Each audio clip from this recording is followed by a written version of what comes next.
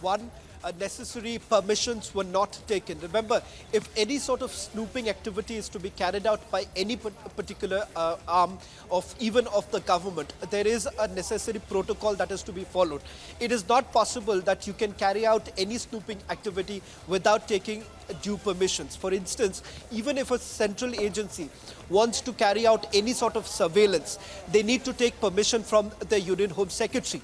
And only after permissions that have come in, perhaps even the central agencies can do.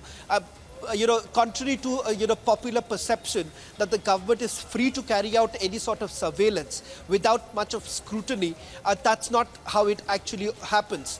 Even an agency like the National Investigation Agency perhaps cannot carry out any sort of surveillance without prior permission being taken from the Home Ministry. As far as this particular feedback unit is concerned, it turns out from the preliminary inquiry that has been carried out, the alleged,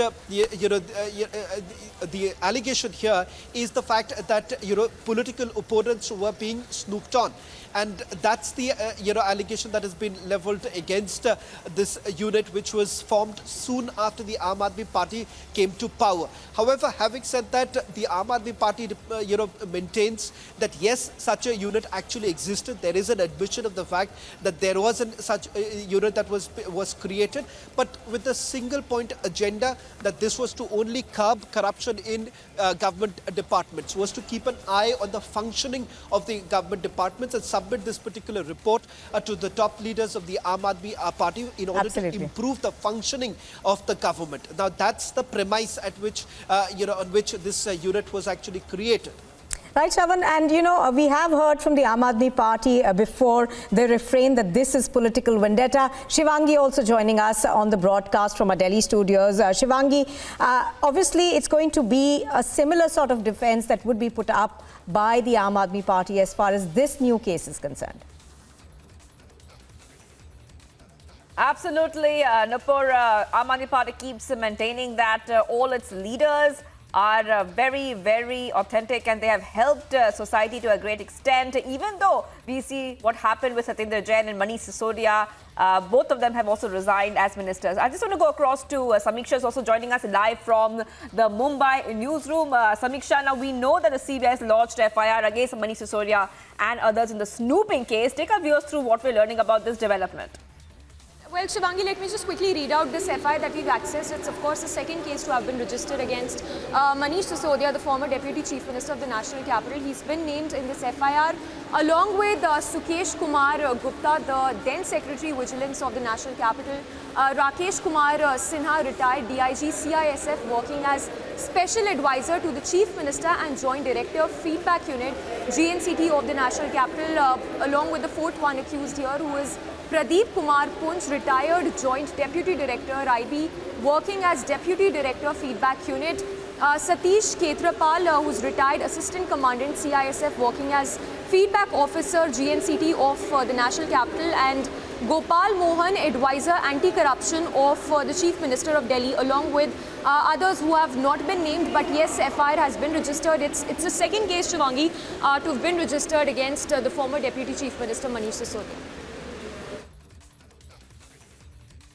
Right, Samiksha is getting us all the details right now, where we are seeing that CBI has put a case against Manish Sisodia in the snooping case. Let's go ahead to Shravan, also who's joining us live right now. Shravan, if you could take our viewers through exactly what this FIR said. Now, we know that Samiksha took us through it, but take us through exactly what we can expect next in the snooping case.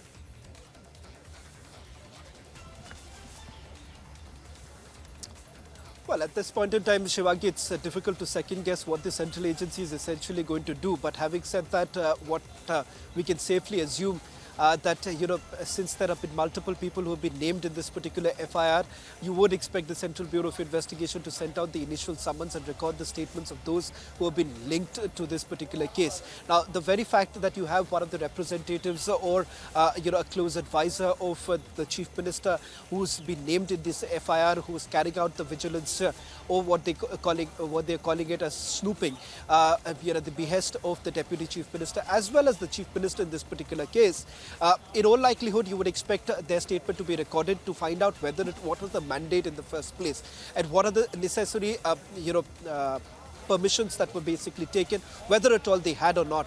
But the FIR was, registered on the basis of a preliminary inquiry that was carried out by the Central Bureau of Investigation, which is what happens in almost all cases of the CBI, that there is a preliminary inquiry that is done, and only if there is some sort of an FIR that is registered, that is, just a minute.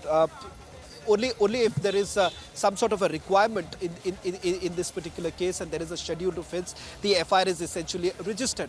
Important to point out here is the fact that in this particular case, it turns out that the Deputy Chief Minister has also been named because this feedback unit was exactly reporting to the Deputy Chief Minister. And that is exactly why in this particular case you see Manish Sisodia being reported. Now, in the documents that have been accessed by Republic TV, there is a clear mention of the fact that this was created soon after the Aam Aadmi Party came to power.